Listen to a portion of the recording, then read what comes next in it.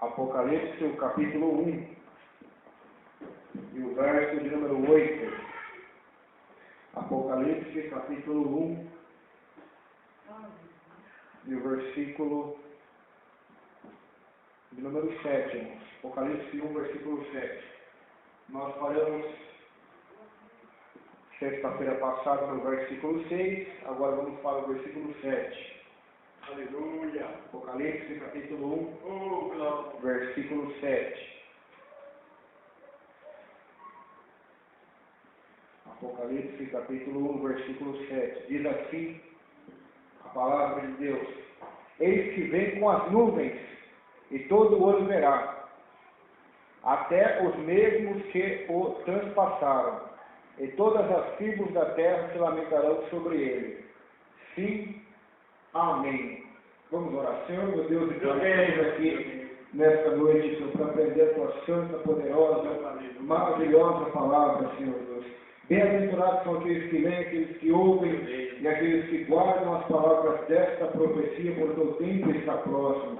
Senhor, fala conosco, para a honra e glória do seu nome. Amém. Amém, queridos? Nós vimos na primeira sexta-feira o objetivo do livro de Apocalipse. O Apocalipse é um livro escrito, uma revelação, é uma profecia de Deus para a igreja. É um presente que Deus deu para a igreja, através do seu Filho Jesus, para nos mostrar as coisas que brevemente devem acontecer. Por exemplo, a vinda de Jesus. É isso que esse versículo aqui que acabamos de ler, ele vai nos falar. Que Jesus vem com as nuvens. Eis que vem com as nuvens. Fala sobre a segunda vinda de Jesus. Em Atos dos Apóstolos, capítulo 1, a Bíblia diz que Jesus estava ali, reunido com os discípulos, e ele ascendeu os céus. Olha só que interessante. Atos dos Apóstolos, capítulo 1, verso 9 e verso 10 somente. Diz assim: Dita estas palavras, foi Jesus elevado às alturas, à vista deles, e uma nuvem lhe cobriu dos seus olhos. E estando eles com os olhos fitos nos céus, enquanto Jesus subia, eis que dois varões vestidos de branco se puseram ao lado deles.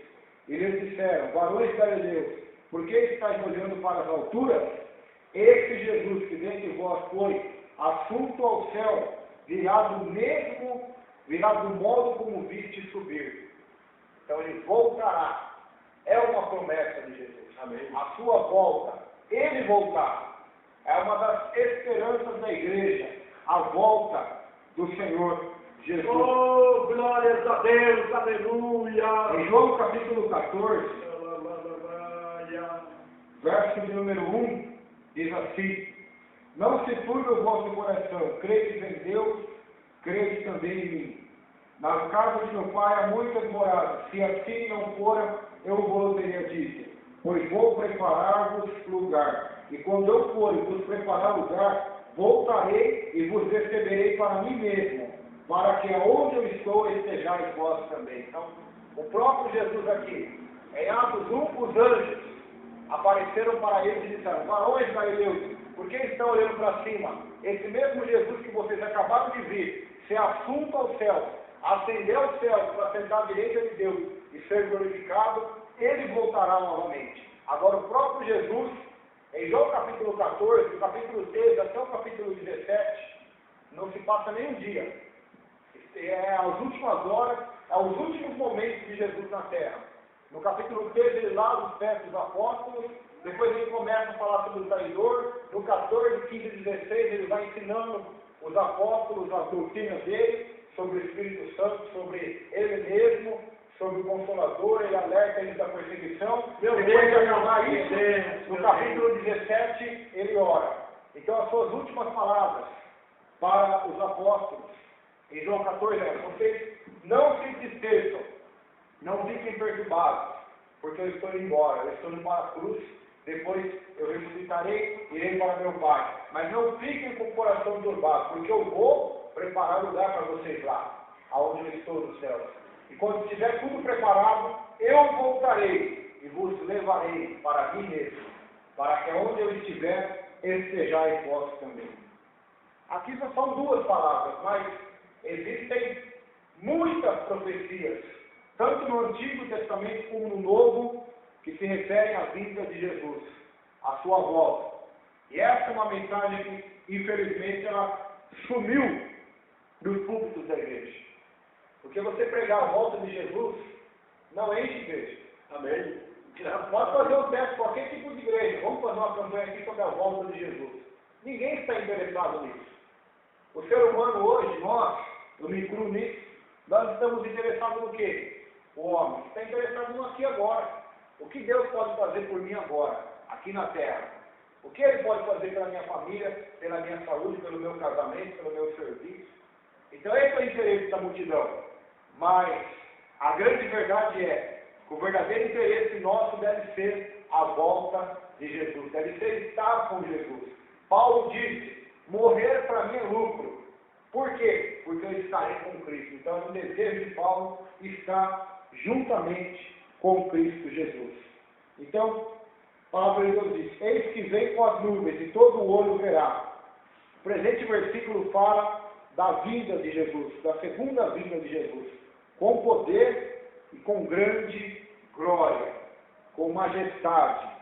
Olha só o que o profeta Daniel diz. Daniel, capítulo 7, versículo número 13. Daniel, capítulo 7, versículo 13.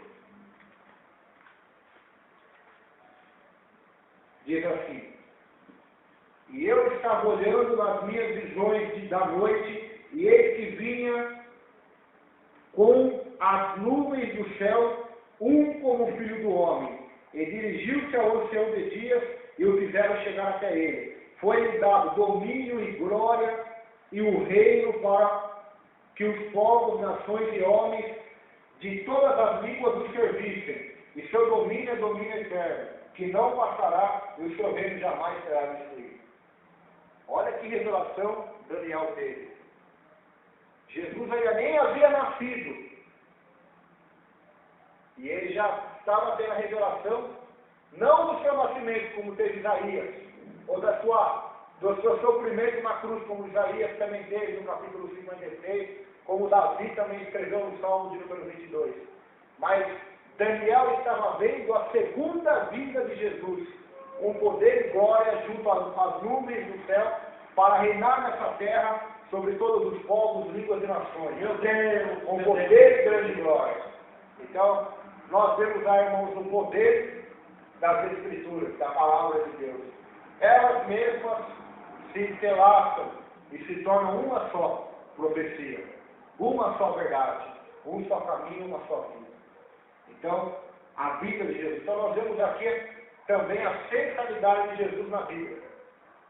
Ele nem havia nascido ainda como homem, mesmo já estando com Deus, desde o princípio sendo Deus.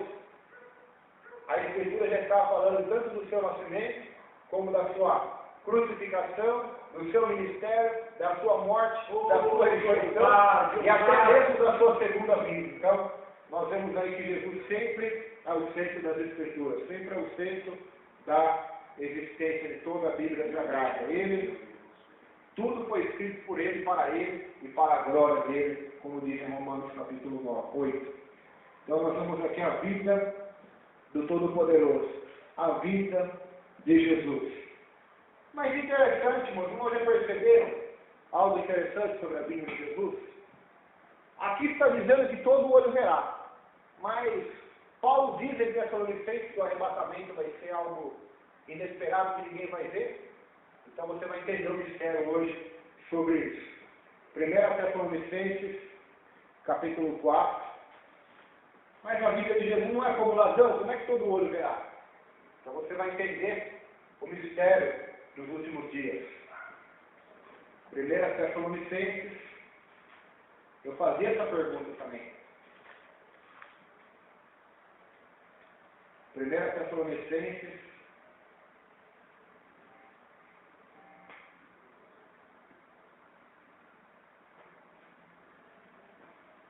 capítulo de número 4,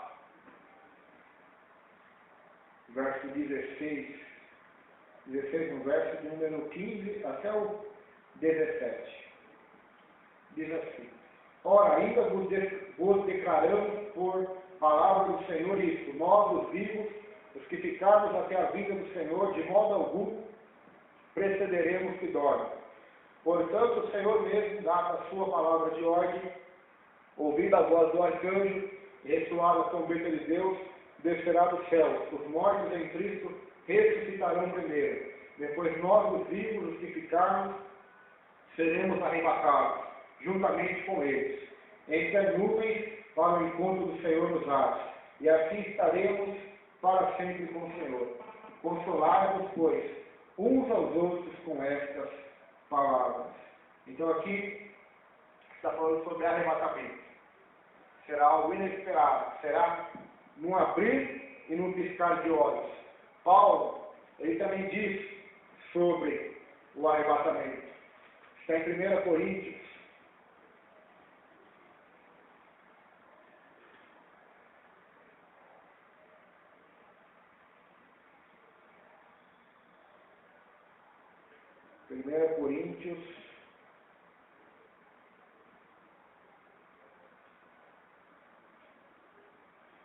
capítulo 15, verso de número 51. Diz assim: eis que vos digo um mistério, nem todos dormiremos, mas transformados seremos todos, no momento, no abrir e fechar de olhos, ao ressoar da última trombeta. A trombeta soará, os mortos ressuscitarão incorruptíveis e nós seremos transformados. Porque é necessário que este corpo corruptível se revista da incorruptibilidade, que o corpo mortal se revista da imortalidade. E quando este corpo corruptível se revestir da incorruptibilidade, e o que é mortal se revestir da imortalidade, então se cumprirá a palavra que está escrita: sagrada foi a morte pela vitória.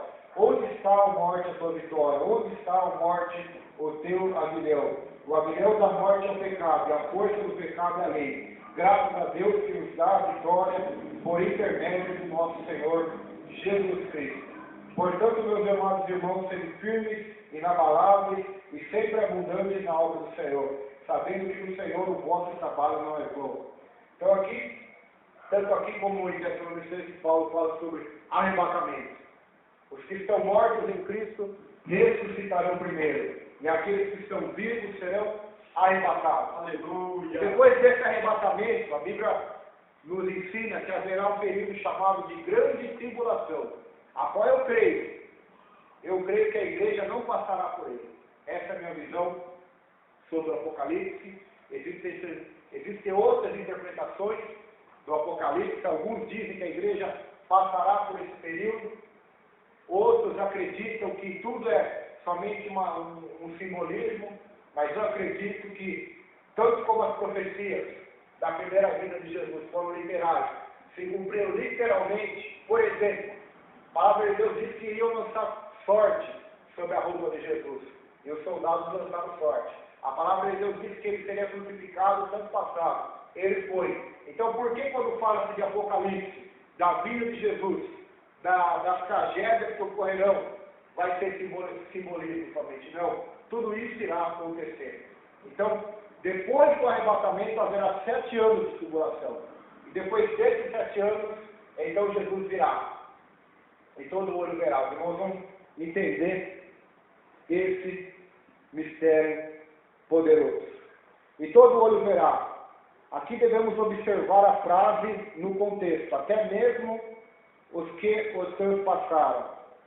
Mas como isso? Como que aqueles que crucificaram Jesus vão ver ele voltar? O que está aqui que a Escritura está querendo dizer? Será que eles vão voltar à vida para ver? Não. Quem transpassou Jesus? Quem é responsável pela morte de Jesus? Foi os judeus. Eles foram diretamente responsáveis pela morte de Jesus. Se você ler Atos dos Apóstolos, 3º capítulo, a pregação do apóstolo, 2º capítulo, a pregação do apóstolo Pedro, ele vai falar assim para os judeus: vocês crucificaram o Filho de Deus, mas Deus o fez Senhor e Cristo. Deus o fez Senhor e Cristo. Então, aqueles que crucificaram Jesus, o povo responsável, que é os judeus, que até hoje se encontra num estado de incredulidade e de cegueira, não aceitando a Jesus como seu Messias, como o descendente de Davi, o rei de Israel. Então, nesse tempo, todo olho, eles verão Jesus voltar sobre as nuvens. E que tempo será esse? Que tempo a qual a Bíblia diz que todo olho verá? É que nós não vamos aprofundar nisso hoje porque não é o assunto, mas vai começar lá pelo capítulo 12, 13 de Apocalipse. Nós vamos estar falando sobre o anticristo. Quem será esse anticristo? A palavra de Deus diz que Deus vai permitir por 7 anos ele governar a terra. E depois da metade desse tempo, ele vai jogar a culpa de todas as catástrofes que estão acontecendo no mundo nos judeus. Porque os judeus não vão querer adorá-lo. Porque ele vai reconstruir o templo lá em Israel e ele vai querer adoração. E quando os judeus não adorarem, ele passará a perseguir. E como ele tem todo o poder do mundo na mão dele, ele vai reunir todos os exércitos do mundo em volta de Israel, para matar Israel. Vocês ouviram falar da palavra Armagedon? Às vezes até filmes se chamam Armagedon, a última das batalhas, onde haverá uma batalha sangrenta, onde todos os exércitos do mundo vão se reunir em volta de Jerusalém, em volta de Israel, para matá-la. E nesse momento, a palavra de Deus diz, Apocalipse 19, Jesus vai voltar no céu montado no cavalo branco. E na sua coxa está escrito Rei dos Reis e Senhor dos Senhores. E é nesse momento que Israel vai se tornar cristão. E vai adorar o Filho de Deus e vai servir o Filho de Deus. Então, isso é algo muito maravilhoso, pois os judeus, eles rejeitaram a voz do primeiro sinal. Ou seja, eles rejeitaram a vida terrena de Jesus.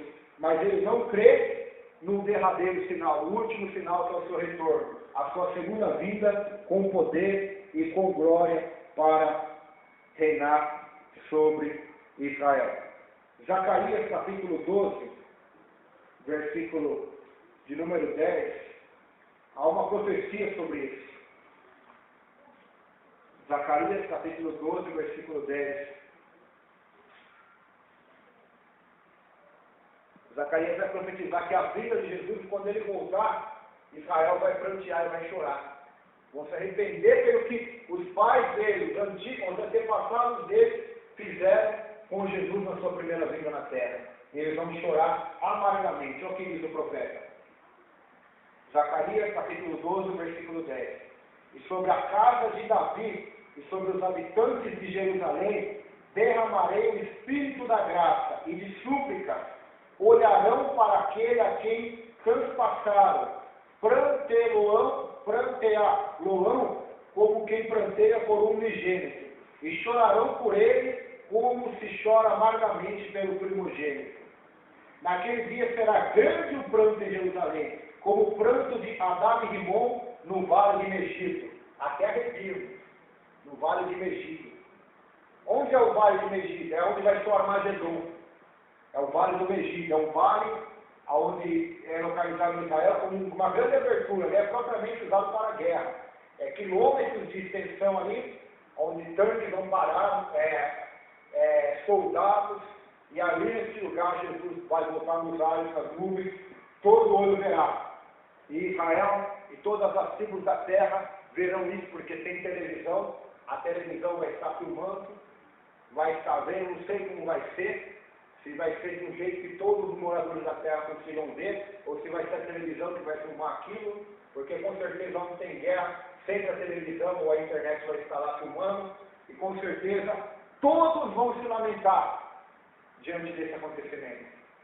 Porque eles verão que o Cristo a qual eles desprezaram, o Cristo a qual eles não aceitaram, meu Deus, está vindo para salvar eles do anticristo que dizia no começo que era o Messias, e enganou eles. E depois eles abriram os olhos, era tarde demais, pois aí o anticristo queria matá-los. Aí então Jesus voltará para salvar o povo de Deus, o povo de Israel. Então, aqui nós vemos algo muito interessante. Somente Davi diz assim: orai pela paz de Jerusalém. Sejam prósperos aqueles que a amam. Deus tem um cuidado especial, não somente com a igreja dele, mas com Israel. Embora Israel se encontre hoje em um estado de incredulidade, de rejeição ao Messias, mesmo assim a palavra de Deus não cai por terra contra eles. Deus vai restaurar eles novamente. Deus vai trazer eles novamente à comunhão com o Filho de Deus. Então, esse é o mistério de Deus, da vinda de Jesus. Eis que vem com as nuvens, todo olho verá, até os mesmos que os transpassaram. Todas as tribos da terra se lamentarão sobre ele. Sim, amém. E quem virá junto com Jesus nas nuvens? Sabe quem vai vir junto? A igreja. A igreja. Sabe quem profetizou isso? Lá em Gênesis, Enoque. Judas, carta de Judas, um livro antes de Apocalipse, capítulo 1, é só um capítulo mesmo, né? Verso 14, diz assim: e destes profetizou também Enoque, o sétimo descendente depois de Adão, dizendo: eis que é vindo o Senhor com milhares dos seus santos, para fazer juízo contra todos, e condenar dentre eles todos os ímpios, por todas as suas obras de impiedade, que impiamente cometeram, e por todas as duras palavras que ímpios pecadores disseram contra ele. Enoque. Quantos mil anos foi isso já? Mais de 8 mil, 10 mil anos? 12 mil anos? Não podemos ter a cronologia certa, a datação que esse profeta profetizou em Enoque. Um homem que andou com Deus, diz a Bíblia, e foi arrebatado para Deus, não viu a morte. Mas ele já profetizou a vinda do Senhor desde aquela época. Desde aquela época. Antes do dilúvio, ele foi um profeta que anunciou o povo com arrependimento. Eles não ouviram Enoque, depois veio Noé, eles não ouviram Noé também, veio o dilúvio sobre a terra. E assim também hoje, as palavras dele não cairão por terra. Ele voltará. Ele voltará. Então, a nossa primeira vida será o arrebatamento. Estarão dois moendo num campo, um será levado, o outro será tirado. Estarão dois numa cama, um será levado, um será tirado. Quem entendeu o mistério aí? Enquanto aqui no Brasil, daqui uma hora, 2, 3 horas, vamos estar dormindo na cama, não vamos?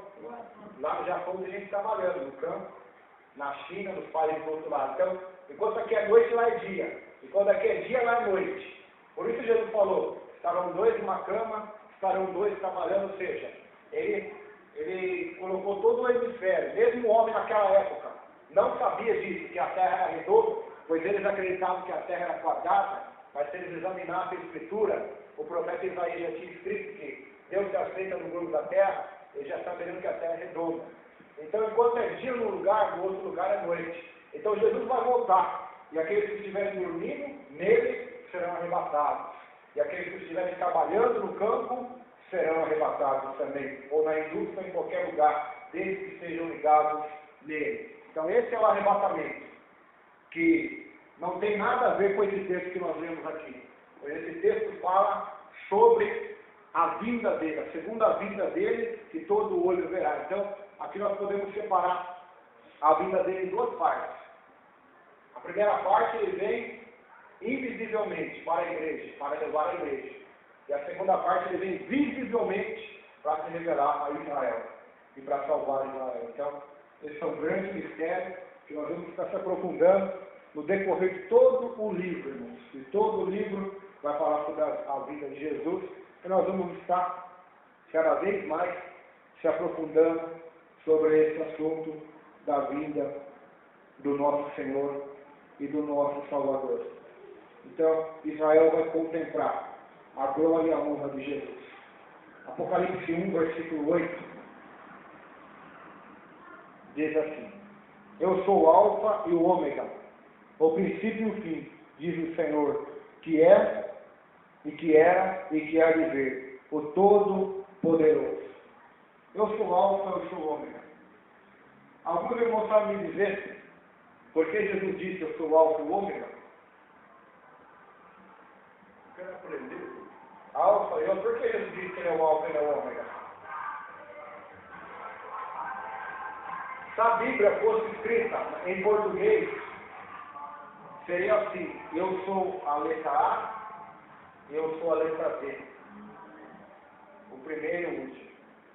Mas como ela não foi escrita no seu original em português, mas foi em grego, se você ir lá na internet e pesquisar o alfabeto grego, a primeira letra do alfabeto grego é o alfa. Depois tem o beta, gama, e a última letra do alfabeto grego é o ômega. Então, quando Jesus fala, eu sou o alfa, eu sou o ômega, ele está dizendo, eu sou o primeiro, eu sou o último. Eu sou o princípio e eu sou o fim de todas as coisas. Eu sou aquele que começa e aquele que vai terminar. Ou seja, ele é o primeiro, ele é o último. Ele é o princípio, ele é o fim de todas as coisas. Aí tem os sabichãos de hoje, que dizem que Jesus não é Deus. Quando em toda a Bíblia demonstra a divindade de Jesus. Isaías diz, um filho nos deu, um filho se nasceu, um menino se nos deu, o principado está sobre o seu ombro. Seu nome será maravilhoso, conselheiro, Deus forte, príncipe da paz, para a eternidade. João capítulo 1, no princípio era o verbo estava com Deus, o verbo era Deus. E tantos outros versículos, centenas. E esse aqui, eu sou alfa e ômega. No Antigo Testamento, quem falava que era o primeiro e o último? A não ser o Pai, o Deus Pai. Se você ler em Isaías, você vai ver 42, 41, 43. Eu sou o primeiro, eu sou o último. Eu sou o Senhor, fora de mim não há Salvador. Eu sou Deus, antes de mim nenhum Deus se formou, depois de mim nenhum haverá. Então, aqui nós vemos a divindade de Jesus em pé de igualdade com o Pai. Ou seja, a grandeza dele. Eu sou alfa, eu sou ômega. Ou seja, eu que criei todas as coisas em Gênesis. E eu que vou estar terminando todas as coisas em Apocalipse e fazendo novo céu e nova terra. Eu sou alfa, eu sou ômega. Ou seja, isso deve trazer para nós alegria. Por que deve trazer para nós alegria, irmãos? Porque a nossa vida está nas mãos dele. Ele começa a obra em nós e vai terminar, diz a Bíblia. Aquele que começou a boa obra em vós, vai terminá-la até o dia de Cristo Jesus. É assim que diz a Bíblia. Também diz a Bíblia que Deus opera em nós, tanto querer como realizar. Tanto comer, que nós queremos alguma coisa dele, como nós realizarmos alguma coisa para ele, é ele que opera em nós. Ou seja, ele é o princípio, ele é o fim.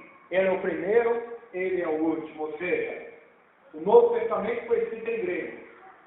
Alfa, primeira letra do alfabeto grego. Ômega, última letra do alfabeto grego. Ou seja, ele é o princípio, ele é o fim. Ele é o A ao Z. Ele é Senhor. Na língua portuguesa, a pessoa de Cristo é representada em cada letra do alfabeto. Sabia disso, irmão? Em cada letra. Letra A, Jesus é advogado. 1 João 2:1. Letra B, ele é bispo das nossas almas. 1 Pedro 2:25. Letra C, ele é Cristo, o Cordeiro de Deus que tira o pecado do mundo. Lucas 2, verso 11. Letra B, ele é Deus forte. Isaías 9:6. Letra E, ele é Emmanuel, Deus conosco. Mateus 1:23. Letra F, ele é Filho de Deus. João 1, verso 34. Letra G, ele é governador. Isaías 55, verso 4. Letra H, ele é homem. 1 Timóteo 2:5. Letra I, ele é a imagem de Deus. Colossenses 1:15. Letra J, Jesus. Mateus 1, verso 21. Letra L, leão da tribo de Judá. Apocalipse 5, verso 5. Letra N, maravilhoso. Juízes 13, verso 18. Isaías 9, verso 6. Letra M, Nazareno. Mateus 2, verso 23. Letra O, Ômega. Apocalipse 1, verso 8. Letra P, Príncipe da Paz. Isaías 9, 6. Letra Q, querido do Pai. Salmo 4, versículo 3. Letra R, Rei. Mateus 2, verso 2. João 18, verso 37. Letra S, Salvador. Lucas 2, verso 11. Letra T, tudo no sentido de bondade. Colossenses 3, verso 11. Letra U, ungido. Salmo 2, verso 2. Letra V, Verbo de Deus. João 1, verso 1. Letra Z, zelador da casa de Deus. João 2, verso 17. O X é o substituto para o Amém, ou seja, ele é o último, ele é o fim. Apocalipse 3, verso 14. Então, Cristo Jesus, irmãos, ele é a excelência na nossa vida. Verso 9.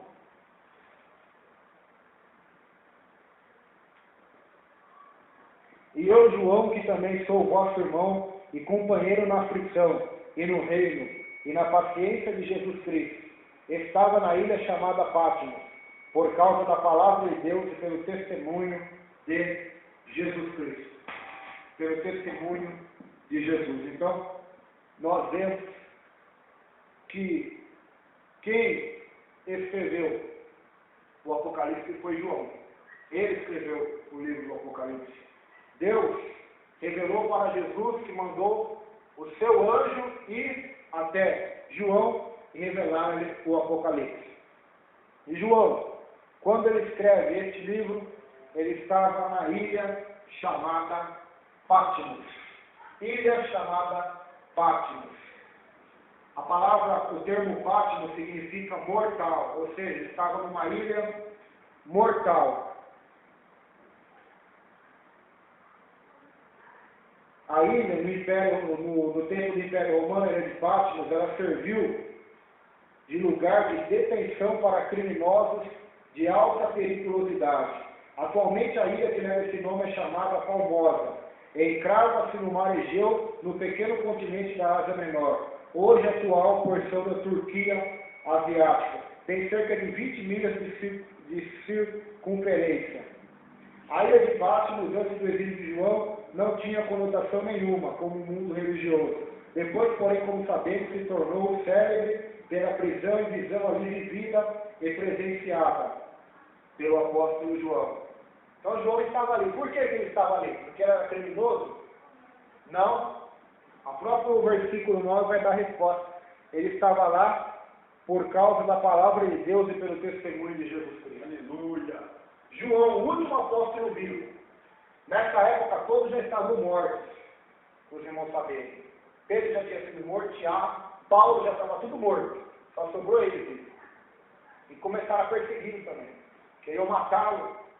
Diz a tradição cristã, não tem na Bíblia isso é uma tradição só para os irmãos saberem, que tentaram matar João também. Diz a tradição que jogaram ele num poço cheio de óleo fervente, mas não aconteceu nada com ele. Ele saiu ileso.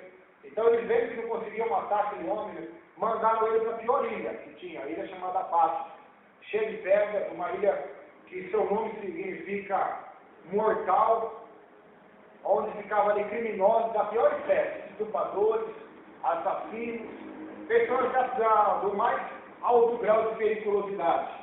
E ele foi com medo daquele povo. E lá naquela ilha, onde ele estava exilado como preso, no final da sua vida, já estava velho, não era mais novo, não era mais jovem, não era mais de meia idade, mas já estava velho. Naquela ilha, ele teve a revelação do Apocalipse. Deus deu para ele a revelação do Apocalipse. Então, essa mentalidade de que eu sou crente, eu sou cristão, e não passarei por nenhuma luta na minha vida, é uma mentalidade totalmente equivocada, pois todos os apóstolos trilharam, caminharam, andaram pelos mesmos caminhos de Jesus de aflição, angústia e sofrimento. Pois aquele que quer vir após mim, negue-se a sua cruz, negue-se a si mesmo, tome a sua cruz e siga-me. Então eu vejo que João, um homem fiel a Deus, estava ali. Ele não murmurou. Você não vê murmuração, você não vê ele reclamando, mas você vê ele naquela situação e ainda mandando a carta para 7 igrejas para fortalecer elas, para que elas se animassem, para que elas se arrependessem e para que elas estejam preparadas para a vinda do Senhor Jesus. Então aqui nós vemos a característica de um servo verdadeiro e genuíno de Deus.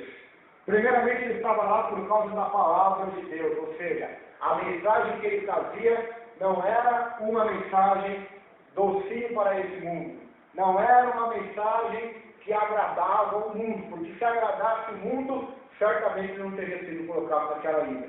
Mas a mensagem dele era a mensagem da cruz, era a mensagem do Evangelho, que somente existia um Deus, que os romanos e os gregos e todos os povos da Ásia, da Europa, da África, deveriam abandonar seus deuses, abandonar Apolo, Zeus, Artemis, Diana, a luxúria, as vaidades, as ambições materialistas para seguirem o Senhor Jesus Cristo.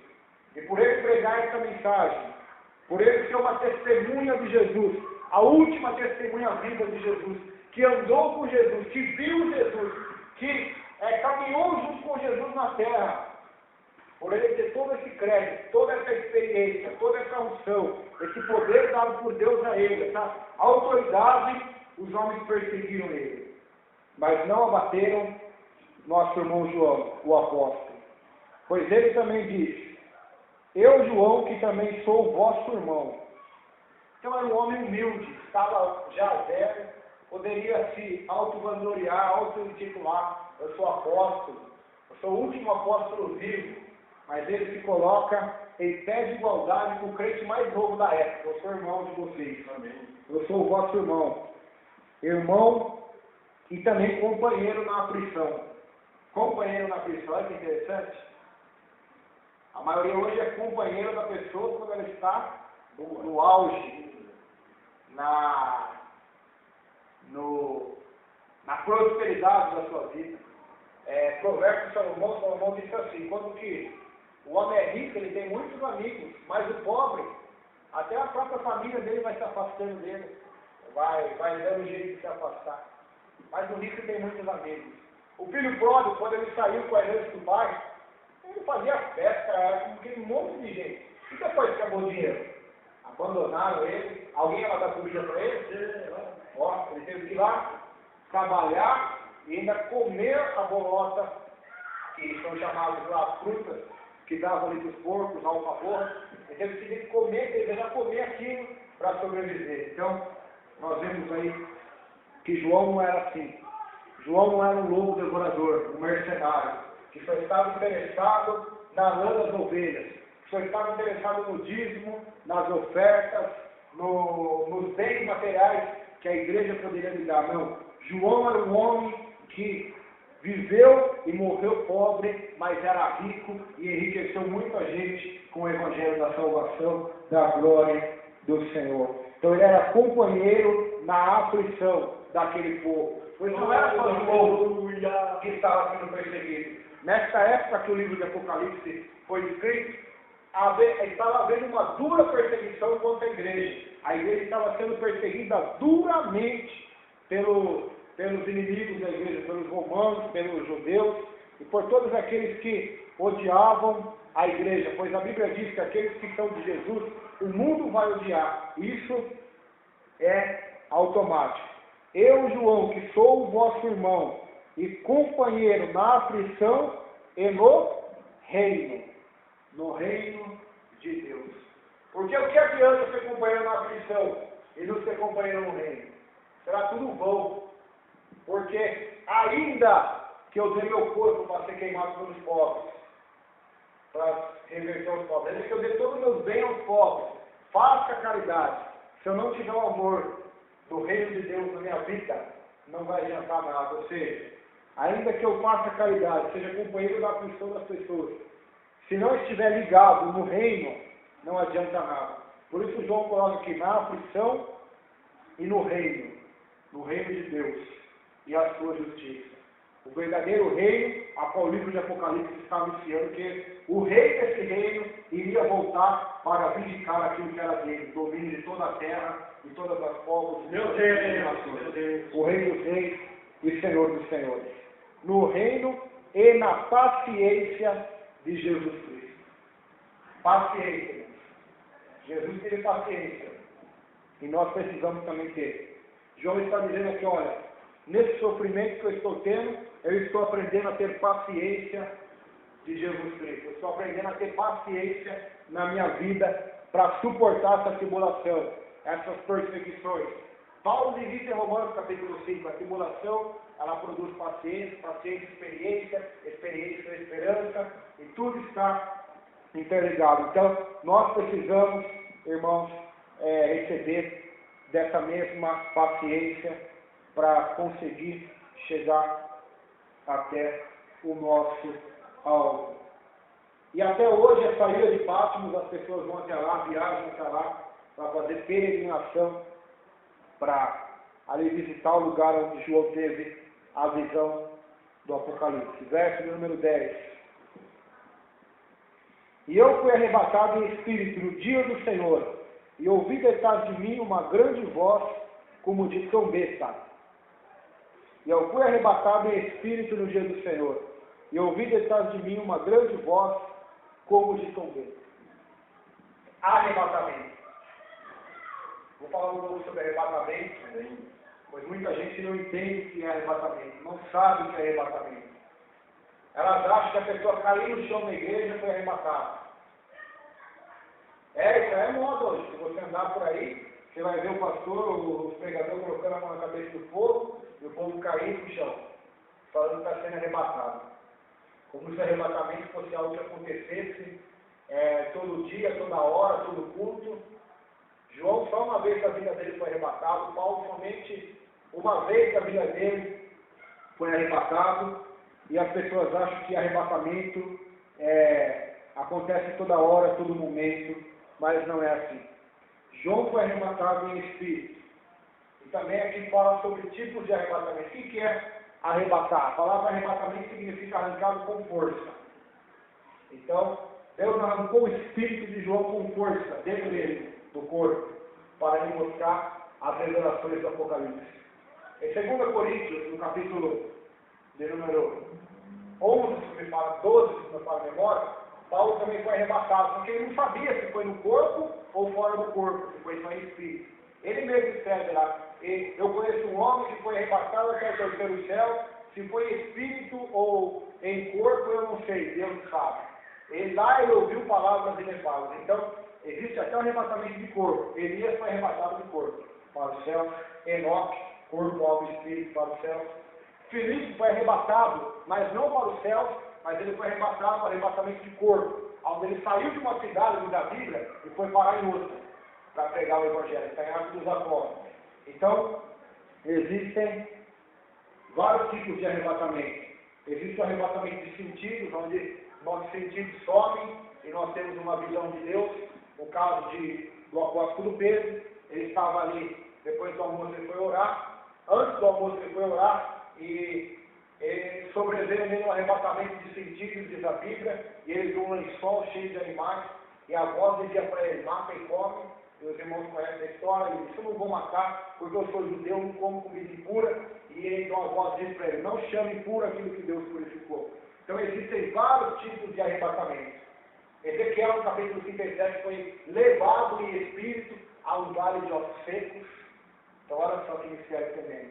Deus arrancou o espírito do corpo dele e o levou a um vale de ossos secos. Deus tem esse poder, irmãos, de arrancar o espírito do teu corpo agora, o meu, e levar onde quiser, para nós vermos o que Ele quer que nós vejamos, ou até mesmo em corpo, porque Ele é um Deus soberano, Ele é um Deus todo-poderoso. Então, João foi arrebatado em espírito no dia do Senhor. Que dia do Senhor é esse? Existem várias interpretações, mas a correta para esse texto é o dia da ressurreição de Jesus, pois a Bíblia fala muito do dia do Senhor. O dia do Senhor, alguns versículos falam quando se refere à sua vida. Lá no profeta Amós, Sofonias fala do dia do Senhor como o dia do julgamento, o dia do juízo. A palavra de Deus fala o último dia como o dia do Senhor. E a palavra de Deus fala na lei sobre o sábado como o dia do Senhor, o dia do descanso. E também para nós hoje, qual é o nosso dia? É o domingo. O sábado recorda o descanso de Deus na criação. O domingo, a ressurreição de Cristo. Olha que interessante. No 7º dia, Deus descansou. No primeiro dia da semana, Cristo esteve em atividade incessante. O sábado comemora uma criação acabada. O domingo rememora uma redenção consumada. Então, esse dia que João estava, foi arrebatado ao dia do domingo, dia do Senhor, o dia que Jesus ressuscitou, que é o dia do domingo. Agora nós vamos ter o domingo da Páscoa, um dia comemorado, o dia da ressurreição de Jesus. Na sexta ele foi crucificado, sábado os judeus não poderiam trabalhar, por isso ninguém ousou ir lá no sepulcro de sábado, por isso que só domingo cedo Maria Madalena se levanta para ir até o túmulo, porque no sábado eles não podiam fazer nada. porque a lei mandava no sábado descansar. Então, no domingo, ele ressuscita. E o sábado, então? O que nós fazemos com o sábado, irmão Roberto? O sábado, diz a Bíblia, em Hebreus, que Cristo é o nosso descanso, ou seja, Ele é o nosso repouso também. Ele é o nosso sábado, ou no hebraico, o sabate, o dia de descanso. Nele nós encontramos o descanso. Vinde a mim e eu vos aliviarei, todos que estáis cansados e oprimidos. Então, é nele, porque ele nos deu exemplo. O que ele nos deu exemplo? Meu pai trabalha até agora e eu trabalho também. Ou seja, então, o sábado já não é mais uma desculpa para nós que somos da graça, que somos da nova aliança, para não trabalhar. Porque muitas denominações interpretam as leis do Velho e querem viver hoje as leis do Velho Testamento. E Paulo disse que pela lei ninguém será justificado e aqueles que são da obra da lei estão debaixo da maldição. Então o sábado somente recorda o descanso na criação. Porque se você notar, as pessoas dizem, Deus criou o mundo em 6 dias e no 7º ele descansou. Isso é verdade ou mentira? É mentira. Leia lá na sua casa depois de Gênesis. Deus terminou no 7º dia a obra e descansou. Então até no 7º ele trabalhou também. Só que ele termina em descanso. Não no descanso no sentido humano nosso. Porque Deus não se cansa, irmãos. Deus se cansa. Isaías 40 que diz? Ouviste o que diz o Criador. Ele não se cansa e nem se fadiga. Deus não se cansa. Mas aqui ele colocou o quê? Como símbolo da gratidão e do descanso para o povo de Deus. Ele santificou aquele dia como o dia do sábado, para que em todas as eras as pessoas se lembrassem que quem criou essa terra foi Ele. Ele criou. Em 6 dias e no 7º terminou e descansou. Porque hoje as pessoas não acreditam mais nisso. Seus filhos, ou talvez não, seus netos que vão na escola, sabe o que eles são ensinados lá? Você quer que eu fale o que ensino para eles lá? Que a terra veio do Big Bang. Não foi Deus que criou o céu da terra. Pode perguntar para o seu filho, seu neto, você acha que eu estou falando demais? Não. A terra não foi Deus que criou, mas foi uma obra de uma explosão, a qual aconteceu tudo, e Darwin diz que o homem veio do macaco, que veio de não sei o quê, que foi tudo um vindo do outro. Só que a Bíblia, a palavra de Deus diz que Deus criou todas as coisas. E pela fé, Hebreus capítulo 11 diz, nós entendemos que os mundos foram criados pela palavra de Deus. Então, João foi arrebatado em espírito no dia do Senhor. E ele ouviu detalhes, ele diz assim, eu ouvi detrás de mim uma grande voz como de trombeta. A voz de Deus, irmãos.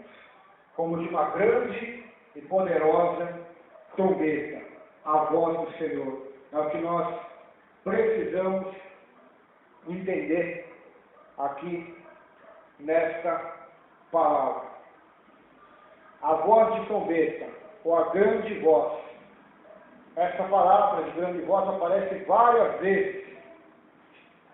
Só no livro de Apocalipse, a palavrinha como aparece aproximadamente 70 vezes no Apocalipse. Por que falar como? Não está falando que a voz dele é como, a voz dele é uma trombeta, mas é como de uma trombeta, ou seja, você escutar uma trombeta, o som é alto, o som é fortíssimo, assim também a voz de Deus é forte, é como de uma trombeta. Ele está dizendo que ela é uma trombeta, mas é como uma trombeta. E o que essa voz sobrenatural dizia para ele?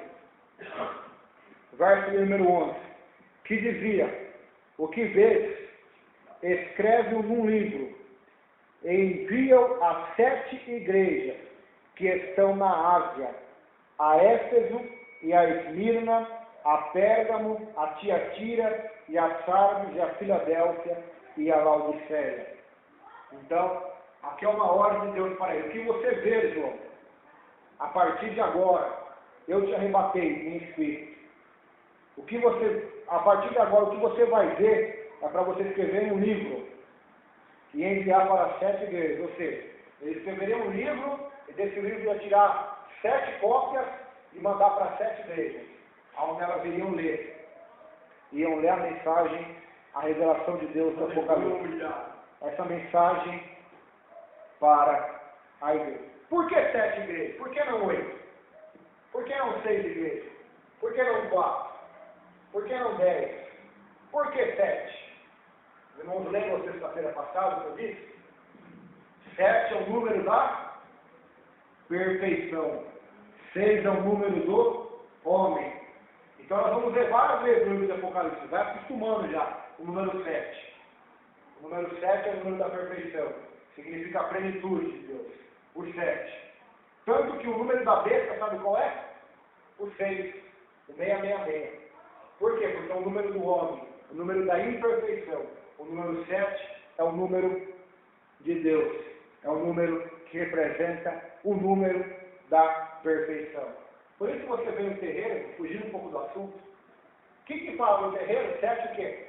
7 velas, Exu, 7 cachoeiras, não sei quem tem, Tancaú das 7 almas, 7 velas, 7 noites, sempre usando 7. Outra coisa que eles gostam de usar também é o termo meia-noite. Tem que começar meia-noite para nós fazermos o trabalho. Tudo isso é uma imitação de Satanás para com Deus. Porque Deus usa muito a meia-noite para operar também. E Deus usa o número 7 também. Então Satanás quer imitar. Então ele quer pegar para ele o 7. Mas o número dele é o 6.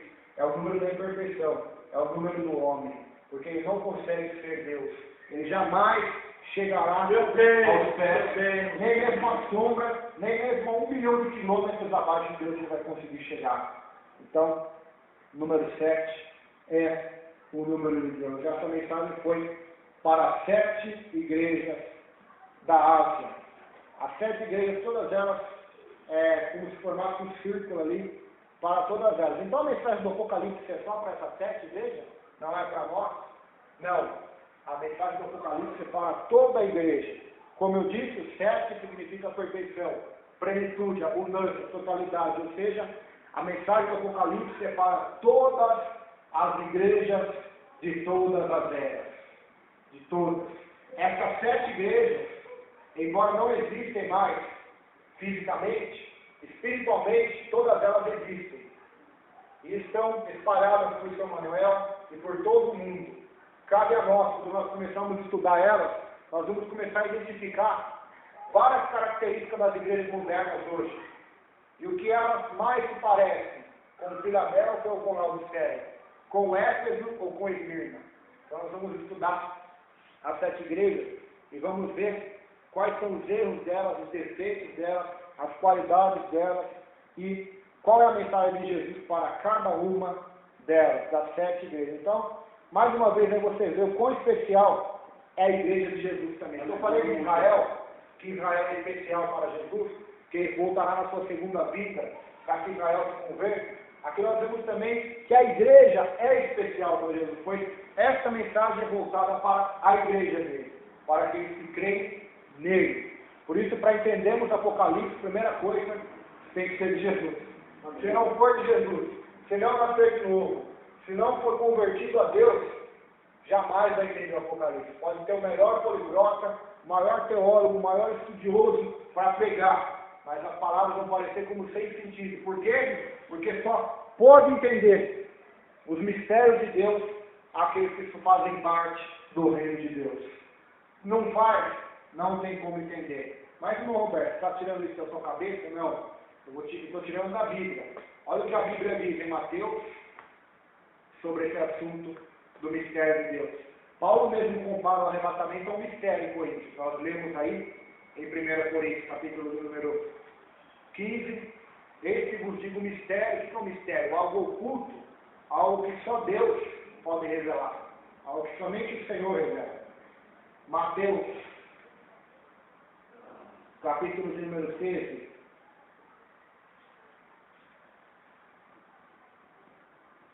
verso 10. Isso aqui é só os irmãos entenderem. Olha lá. Então se aproximaram os discípulos e lhe perguntaram: por que eles falam por parábolas? Perguntaram para Jesus: por que o Senhor ensina por parábolas, por símbolos? para o povo. O povo não está entendendo nada do que você está ensinando, Jesus. Essas parábolas que você fala do semeador, do joio. O povo não vai entender o porquê. Porque fica a explicação aqui. Mas para o povo, naquela época, eles não tiveram explicação. Somente os discípulos tiveram explicação do que significam os símbolos das parábolas. Por exemplo, o semeador que semeou na beira do caminho significa o quê? A palavra que cai num coração que não tem raiz. Então, eles ficaram sem entender a multidão. Mas olha só o que Jesus vai dizer. Eles perguntam para Jesus, por que o Senhor não faz um ensino claro para que eles entendam o que o Senhor quer dizer? O Senhor fica aí falando por parábolas, por enigmas, o povo não está entendendo nada. Olha o que ele vai dizer no verso 1. Ao que respondeu, porque a vós outros é dado conhecer os mistérios do reino dos céus, mas àqueles não lhes é isso concedido. Pois ao que tem se lhe dará e terá em abundância, mas ao que não tem, até o que tem lhe será dado. Por isso lhes falo por parábolas, porque vendo não veem, e ouvindo não ouve, nem entende, de sorte que neles se cumpre a profecia de Isaías. Ouvireis com os ouvidos e de nenhum modo entendereis. Vereis com os olhos e de nenhum modo percebereis. Porque o coração deste povo está endurecido. De mau grado ouviram com os ouvidos e fecharam os olhos, para não suceder que vejam com os olhos, ouçam com os ouvidos e entendam com o coração e se convertam, e sejam por mim curados. Bem-aventurado, porém, os vossos olhos, porque veem, e os vossos ouvidos, porque ouvem. Pois em verdade vos digo que muitos profetas e justos desejaram ver o que vós vedes e não viram, e ouvir o que vós ouvis e não ouviram. Atendei, pois, a parábola do semeador. E do verso 19 ao verso 23 ele vai explicar o significado da parábola, que não foi explicado para a multidão que ouviu, só foi para os discípulos. Esse é o Deus soberano, irmãos, que salva e escolhe quem ele quer. Amém. E ninguém tem nada a ver com isso. Eu vi uma frase na internet interessante, diz assim: nós somos salvos pelo livre-arbítrio de Deus. Ou seja, pela escolha de Deus. Não pela nossa escolha, não pela nossa vontade, mas pela vontade de Deus de se revelar a nós. Não foi Pedro que escolheu Jesus para ser apóstolo, não foi Tomé, foi Jesus que escolheu a eles. Foi Ele que nos escolheu, diz a Bíblia. Ele que nos chamou, que nos amou primeiro, que nos resgatou do pecado e que se revelou a nós a sua salvação. Quem foi a ser Paulo? Foi Jesus, não foi Paulo que foi ser Jesus. Pelo contrário, Paulo queria acabar com aquela que ele achava na sua mente que era uma seita. Jesus foi ao seu encontro, ele revelou a glória dele. Então, aqui nós vemos que o mistério de Deus, do reino de Deus, só é dado aos discípulos. Então a multidão que está na igreja não vai entender nada. Não vai, não adianta.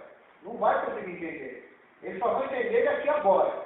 Como prosperar aqui agora, como se enriquecer, como conseguir um bom emprego. Mas quando se aprofundar nas revelações de Deus, eles não vão entender nada. Por que não vão entender? Porque não lhes é concedido. Não é eu que não estou concedendo a eles, é o próprio Deus. É isso que Jesus está falando. Eu não estou pregando isso de propósito, porque eu não amo aquelas almas, não. Eu estou pregando aqui, meu Deus, vai se cumprir a profecia de Isaías. Eles vão ouvir com o ouvido e não vão entender. Vão enxergar com os olhos e não vão entender. Foi dito e feito. Jesus andou com eles, fez maravilhas, e eles não se converteram. Não entenderam nada do propósito dele. Por quê? Porque os olhos deles estavam cegos, estavam surdos, os seus ouvidos, e não conseguiram entender o mistério do reino dos céus. Então você é um bem-aventurado. Por isso Apocalipse capítulo 1, verso 6 diz: bem-aventurado aqueles que ouvem as palavras dessa profecia e guardam as coisas que nelas estão escritas, porque o tempo está próximo. Bem-aventurado, porque isso não é dado a qualquer um. Isso não é dado para todos. Isso é dado somente para quem Deus quer. Se nós estamos aqui hoje, estudando esse livro de Apocalipse, no meio dessa sexta-feira, ou toda da segunda-feira, não é porque nós queremos, é porque Deus colocou isso no meu coração. Porque Deus colocou isso no coração de vocês. É porque Deus nos deu esse desejo e nos deu essa vontade para estarmos aqui hoje e quer nos mostrar a sua glória e a sua grandeza, assim como ele quis mostrar para João. Verso de número 12, diz assim: virei-me para ver quem falava comigo, e virando-me vi 7 castiçais de ouro.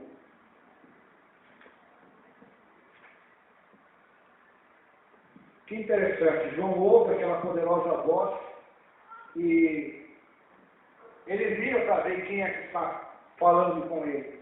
E quando ele se vira, ele vê 7 castiçais de ouro. O que são 7 castiçais de ouro? O que são isso aí? O próprio livro de Apocalipse vai dizer, no verso 20, capítulo 1, verso 20, sobre os castiçais de ouro, que são as igrejas. Agora nós vamos chegar lá. Então, os 7 castiçais de ouro são as igrejas. As 7 igrejas. Então, nós vamos ver ali as 7 igrejas. O que é um castiçal, propriamente dito? O castiçal, então, você aprendeu que é um símbolo da igreja. Mas o que é um castiçal? O castiçal era um candelabro que tinha um tom e ele se dividia em 7 partes, 7 luzes. Só que todas elas iam só de um tom. Ou seja, 7 igrejas. Mas toda a luz dela, toda a força dela vem só de um, que é Jesus. Ou seja, a igreja também é chamada a luz do mundo. E para essa luz ficar acesa do castiçal, precisava saber do quê? Do que precisava essa luz ficar acesa? O lampião precisa do quê? Gás, não é gás, ou óleo. A luz precisa de energia elétrica na nossa geração. Mas naquela época não tinha energia elétrica. Não tinha CPFL, não tinha que pagar a conta todo dia. Não tinha isso. Qual era a luz que eles tinham? Desses castiçais, dessas lamparinas, onde eles colocavam azeite e óleo para que elas ficassem acesas. Então, para a igreja estar acesa, ela precisa do óleo. Qual é o óleo? É o Espírito de Deus, é a palavra de Deus, é a oração, é buscar Deus para que essa unção faça com que a luz se acenda nas nossas vidas. E por que de ouro? Não é castiçal de prata, não é castiçal de cobre, de bronze, de madeira, de palha, não é fogo de palha. É castiçal de ouro porque é precioso, irmãos. A igreja dele é preciosa. Ele é precioso, a sua igreja é preciosa. Por isso, João viu 7 castiçais de ouro, ou seja, mais uma vez aqui fala da preciosidade da igreja, material ouro. Ouro é um material precioso, desde aquela época até hoje, se hoje não for mais do que aquela época ainda. O ouro, porque cada vez mais o ouro é valorizado. O dinheiro pode ver, ele se valoriza, às vezes ele valoriza mais, o dólar, às vezes ele vale mais do que reais, às vezes ele está valendo menos. O ouro não. Você não vai ver no jornal lá que o ouro está subindo, está descendo. O ouro não perde o valor. Não é igual ao dinheiro. Não é igual nós, que perecemos. O ouro, não vou dizer para você que ele é eterno, mas se você deixar um anel de ouro aqui, ele vai ficar aqui não sei quantos milhares e milhares de anos e não vai acontecer nada com ele. Então fala aqui da glória da igreja de Jesus, da durabilidade dela, da preciosidade dela, do brilho dela. O que não brilha mais do que o ouro? É que nós temos dinheiro aqui, mas já pensou você com um relógio de ouro, uma camisa, um terno, todo revestido de ouro, um carro de ouro, uma casa de ouro. Sua casa brilhar de longe, o sol ia bater nela, o brilho ia se esparramar para tudo que é lugar. Só de imaginar aqui, é interessante. Então nós vemos aqui que a igreja dele é comparada com um castiçal de ouro, que brilha, que é valioso, que é precioso, que tem durabilidade. O ouro também passa por aonde? Pelo fogo, para se tornar um castiçal. Então, Jesus passou pelo fogo para levantar o seu castiçal, para levantar as igrejas. Passou pelo fogo da provação da cruz. Então, João ali vê os 7 castiçais de ouro, as 7 igrejas. Verso 13. E no meio dos 7 castiçais, um semelhante ao Filho do Homem, vestido até os pés de uma veste comprida e cingido pelo peito com um cinto de ouro. No meio. Olha que interessante aí. A palavra no meio. No meio. Aqui, nos meus estudos, essa palavra no meio é interessante, pois em cada cena do Apocalipse, Cristo aparece como a figura central, no meio. Ele é visto no meio dos 7 castiçais de ouro, Apocalipse 1:3, no meio da igreja de Éfeso, em Apocalipse 2:1, no meio do trono, Apocalipse 5:6, no meio do trono novamente, numa visão posterior, Apocalipse 7, versículo 17. Então, isso nos mostra o quê? Que Jesus, ele sempre está no meio. Ou seja, ele é o centro de todas as coisas. Se eu disse aqui que ele é o alfa e ele é o ômega, ele também está no meio. No meio da onde ele está? No meio dos 7 castiçais. No meio das 7 igrejas. Por isso não devemos brincar com Deus. Deus está no meio das igrejas também. Graças a Deus. Ah, mas o Melquisedeque não estava batendo na porta? Sim, estava batendo na porta. Mas como ele é onipresente e onisciente, a presença dele está em todos os lugares. Até no meio do centro de Macumba, até dentro do inferno, a presença dele está me sondando dentro. Porque ele está em todos os lugares, ao mesmo tempo conhece tudo. Então aqui fala que ele está no meio das igrejas para cuidar, para inspecionar e para protegê-las de todo o mal. Está no meio das igrejas. E João olha e vê o Filho do Homem, que é um dos nomes de Jesus na Bíblia, Filho do Homem. Ele está vestido até os pés de uma veste comprida e cingido pelo peito com cinto de ouro. O que é essa veste comprida? Esse vestido, essa túnica comprida? É uma roupa que somente juízes e sacerdotes usavam. Uma veste comprida, cobria da cabeça até os pés apareciam. Ela cobria tudo, era uma veste de juízes, era uma veste ali, onde mostrava não somente uma veste normal, qualquer, mas a veste de um juiz e de um sacerdote. Ou seja, aqui Apocalipse está mostrando que o Jesus que é juiz e sacerdote, o leão da tribo de Judá, porque na primeira vinda ele veio como um cordeiro de Deus, na segunda vinda ele virá como o leão da tribo de Judá. Lembra segunda-feira passada, o profeta Isaías? Ele diz assim no capítulo 61, o Espírito do Senhor está sobre mim, e lá no verso 2 vai dizer, apregoar o ano aceitável do Senhor. Fala assim, e depois vai continuar, e o dia da vingança do nosso Deus, e a consolar todos os que choram. Agora você lê em Lucas capítulo 4, Jesus entra na sinagoga, e ele vai pregar essa mensagem. Mas ele vai ler somente até apregoar o ano aceitável do Senhor. E ele vai fechar o livro. E quando ele fecha, ele fala, hoje se cumpriu a Escritura. Só que a continuação disso, do tempo aceitável do Senhor, diz o quê? Depois, o tempo aceitável do Senhor e o dia da vingança do nosso Deus. E consolar todos os que choram. Meu Deus, essa profecia de Isaías não se cumpriu ainda. Mas ela vai se cumprir em Apocalipse. Onde Jesus vai descer com a vingança de Deus e vai consolar todos os que choram. Pois Apocalipse 21 e 22 diz que Deus enxugará dos olhos nossos toda a lágrima, ou seja, ele vai consolar os tristes, os aflitos e vai trazer vingança de Deus na sua segunda vinda.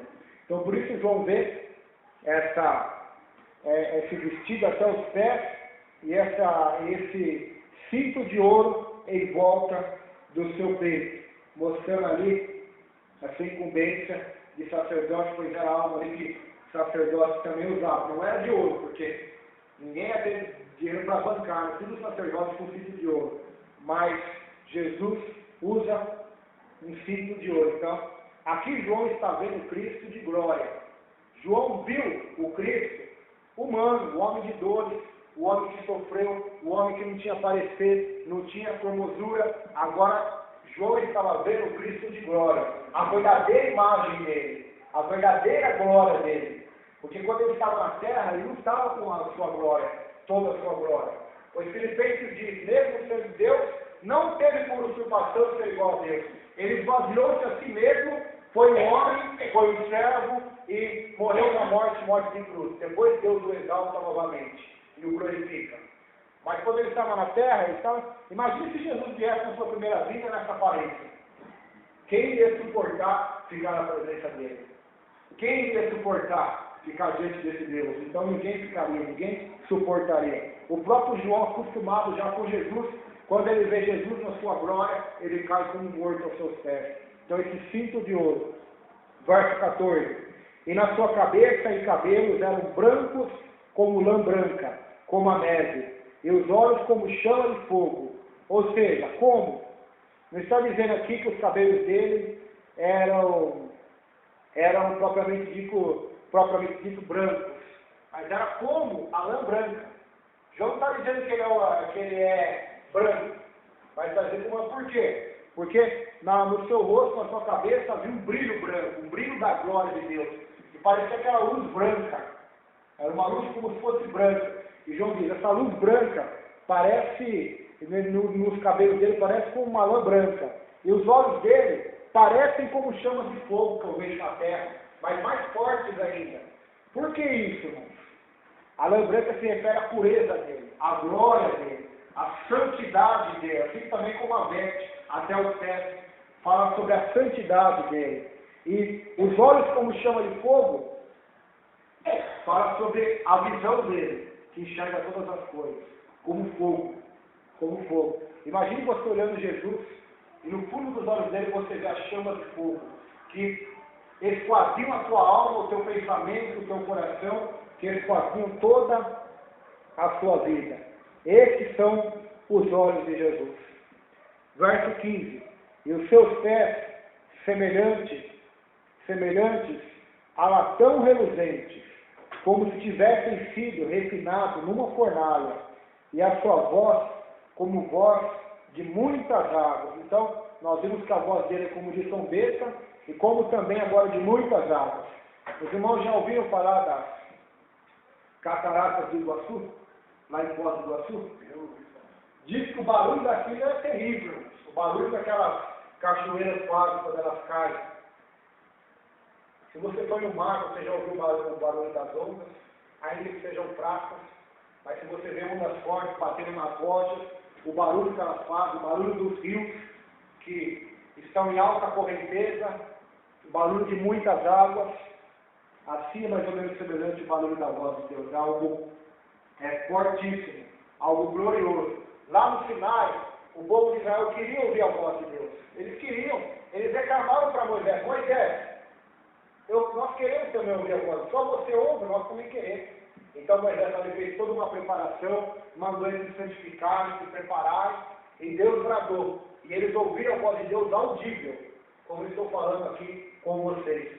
A voz de Deus, a viva voz. Sabe o que eles disseram? Moisés, pode você mesmo falar com Deus.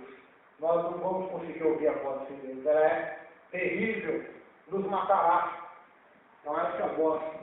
Então aquele que falava mansamente como Cordeiro de Deus na terra, agora a sua voz era como o mugido do leão, como o bramido de águas, como as trombetas de guerra. Era terrível. Porque a Bíblia diz, Deus é um Deus que é como fogo consumidor. Deus é um Deus todo-poderoso. Meu Deus! É como fogo consumidor. Então, esse é o Deus maravilhoso. E os pés, semelhante a latão reluzente, como se tivesse sido refinado na fornalha. Qual fornalha Jesus foi refinado? Na sua vida na terra, na sua crucificação. Mostra ali que os pés dele brilhavam, olha lá, como se tivesse sido refinado numa fornalha, como um latão reluzente, ou seja, é tudo luz que João está vendo ali.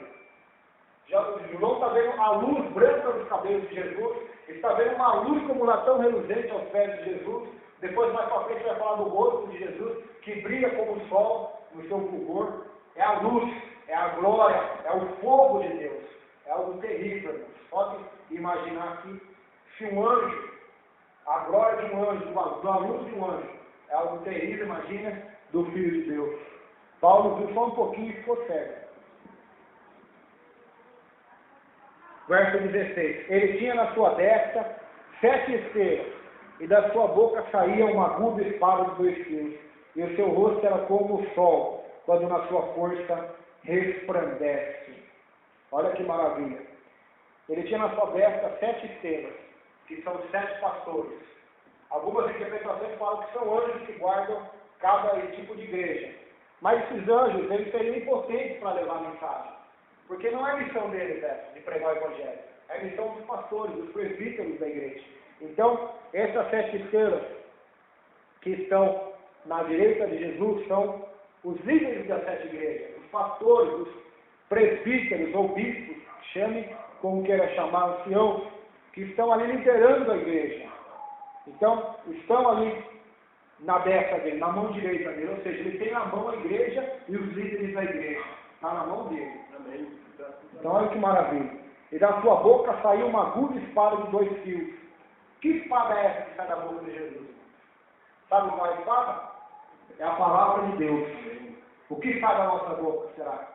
Será que é a palavra de Deus ou é outras coisas? Então, a espada que Cristo vai pelejar com o anticristo, falso profeta, e vai julgar o mundo, a espada que sai da boca dele, ou seja, é as palavras de Deus, que sairá com uma espada aguda, afiada, para cortar. Eu estava no açougue ali, e a gente tem que armolar a faca todo dia agora, e a faca nossa é coisa terrível, tem crente que olha e se espanta. Nossa, como que sua faca corta, passa um bico, se é uma faca desse tamanho, e vai na primeira. E a faca da nossa casa, passa e não corta. Agora imagina a espada desembanhada de Jesus, afiada. O que ela não corta? Corta até a alma. Ela junta, ela consegue dividir a alma do espírito, as juntas da medula, diz a Bíblia. É uma espada de 2 gumes que corta. Então, é com essa espada que sairá da boca dele que ele julgará a todos. E o seu rosto, ó, mais uma vez, no brilho, ó, seu rosto era como o sol. Não está falando que é o sol, mas era como o sol. Olha para o sol, no seu fulgor, o rosto de Jesus brilha mais do que aquilo. É isso que João está falando. Quando na sua força resplandece, ou seja, na maior força que o sol está, qual é? Meio-dia. Aquele sol do calor. Você não consegue olhar para o sol. Imagine para o rosto de Jesus. E tem gente hoje que vê Jesus a toda hora, a todo momento. Então, devemos tomar cuidado com esse Jesus que elas estão vendo. Verso 17. E eu, quando vi, caí a seus pés como morto. E ele pôs sobre mim a sua mão, a sua destra, dizendo-me: não temas, eu sou o primeiro e o último, e o que vive. Fui morto, mas eis aqui que estou vivo, para todo sempre. Amém. E tenho as chaves da morte e do inferno. João, quando ele contempla esse Cristo de glória, ele cai como morto aos pés de Jesus. Cai como morto, fulminado por aquela glória. E se Jesus não tivesse levantado, ele estaria morto lá até hoje. Amém. Sabia disso? Ele estaria morto lá até hoje. Mas Jesus vai com a sua mão direita, com a sua destra, e diz para ele: não temas, eu sou o primeiro e sou o último. Não temas, João. Eu estou aparecendo para você, não é para te matar, aleluia, mas é para te mostrar a minha glória, para te mostrar o meu plano para com a humanidade. O que acontecerá? Não temas, eu sou o primeiro, eu sou o último, o alfa e o ômega. É o que nós já falamos aqui. Verso 18, que vive, fui morto. Quando ele foi morto? Na cruz. Mas ele ressuscitou, ele vai dizer: mas esse estou vivo para todo sempre. Ele está vivo. Jesus está vivo, irmãos. Amém. E tem as chaves da morte e do inferno. A chave da morte e do inferno está na mão dele. A chave dos reinos está na mão dele também. Ele deu a igreja. Ele disse assim para Pedro: Pedro, te darei as chaves do reino. Apocalipse também diz, no capítulo 2, que ele tem a chave de Davi, que abre e ninguém fecha, fecha e ninguém abre. Ou seja, todas as chaves estão na mão dele. Já pensou que tem uma casa, mas não tem a chave dela? É ruim, não é? Como que vai estar para dentro da casa? Sem a chave. Não tem, já aconteceu com você de perder a chave da sua casa ou do carro? É horrível, o cadeado. Então, chave fala de autoridade. Você não tem a chave da sua casa, o que quer dizer você ter uma mansão? Você não vai conseguir estar dentro dela. Está cercado de portas, de cadeado, tem a chave ali, como que você vai abrir? Não tem como você abrir. Então, chave fala disso, fala de autoridade, para abrir e para fechar, fala de domínio, que é dele. Ou seja, o inferno e a morte está nas mãos dele e tem autoridade até sobre ela. Só morre nessa terra quem ele quer. Quem ele não quer, não morre. E só vai para o inferno ou para o céu quem ele quer. Quem ele quer, não vai. Ele tem autoridade. Ele é dono do inferno. Quem disse para você, quem colocou isso na sua cabeça, que o diabo é dono do inferno? Onde está isso na Bíblia? A Bíblia fala que o inferno foi preparado para o diabo, segundo anos. Uma prisão temporária. Sabia disso, que é uma prisão temporária? Até o inferno vai ser lançado, diz a Bíblia, no lago de fogo e enxofre. Está em Apocalipse 20. Depois do juízo final, do trono branco, o inferno será lançado no lago de fogo e enxofre, vai ficar vazio, porque vai estar todo mundo lá já, o diabo, a besta, o falso profeta, os demônios, os ímpios, vai estar tudo lá já. Aí vai estar tudo vazio, vai lançar lá também. A terra vai acabar, vai haver um novo céu, uma nova terra. Então é interessante o Apocalipse, irmãos. Ele tem nas mãos a chave da morte e do inferno. Portanto, quem que atormenta o inferno não é o diabo, é a ira de Deus. É isso que a Escritura ensina, irmãos. É a ira de Deus. A ira do Deus Todo-Poderoso. É um lugar de separação de Deus. É o lugar onde os egoístas vão ter tempo para viver a eternidade inteira ali, pensando neles mesmos. A consciência vai pesar a eternidade inteira. Olha que terrível. Então, esse é o inferno. Ele tem nas mãos a chave da morte e do inferno. Ele tem essa autoridade. Todo o poder lhe foi dado no céu, na terra e também debaixo da terra. Aleluia, glória a Deus. Verso 19. Esse é interessante. Escreve as coisas que tem visto, e as que são, e as que depois desta hão de acontecer. Então, o próprio livro de Apocalipse divide em 3 partes. Pode ver, as coisas que você viu, as coisas que são, e as que vão acontecer. O próprio livro, então, já nos dá uma dica, já nos dá um mistério desvendado aqui de como lê-lo. O que João já viu? O Cristo glorificado, Apocalipse 1. E as coisas que são? Apocalipse 2 e 3. A situação das igrejas na época dele. E as que vão acontecer? Do capítulo 4 até o final. Amém.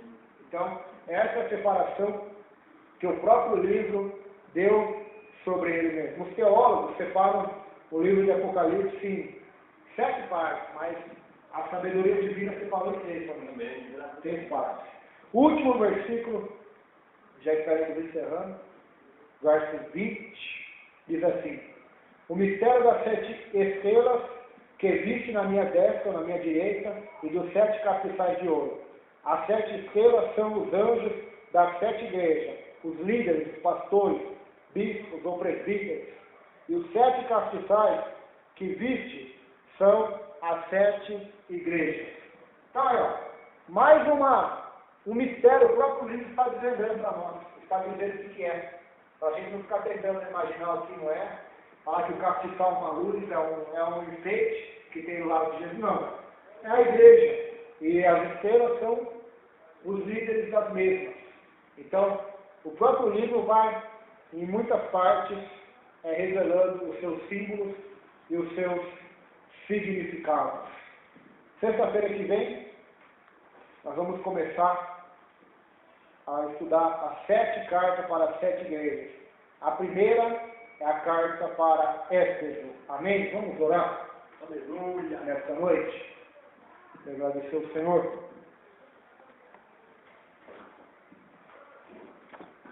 Senhor, nosso Deus e nosso Pai, agradecemos por estar aqui para aprender a tua santa, a poderosa palavra, Senhor. Que nesse culto de ensinamento, meu Deus, os irmãos possam sair daqui, meu Deus, com mais fé, com mais sabedoria, com mais confiança no Senhor, porque o Senhor vai voltar, meu Deus. E tanto que o Senhor não voltar, nós poderemos ir ao teu encontro a qualquer hora, poderemos, Senhor, partir desta vida para a outra vida. Por isso, tem misericórdia de nós, perdoa nossos pecados, nossas falhas, Senhor. O Senhor tem a sua igreja como algo precioso, Pai. Por isso, nós pedimos, nos purifica com teu sangue, nos lava de todos os pecados, nos ajuda a sermos fiéis a Ti, a Tua santa e maravilhosa palavra, meu Deus. É o que lhe pedimos e te agradecemos, em nome de Jesus, E muito obrigado por nós termos encerrado o capítulo 1 e pedimos ao Senhor graça para continuarmos nesta batalha até o final, em nome de Jesus. Amém.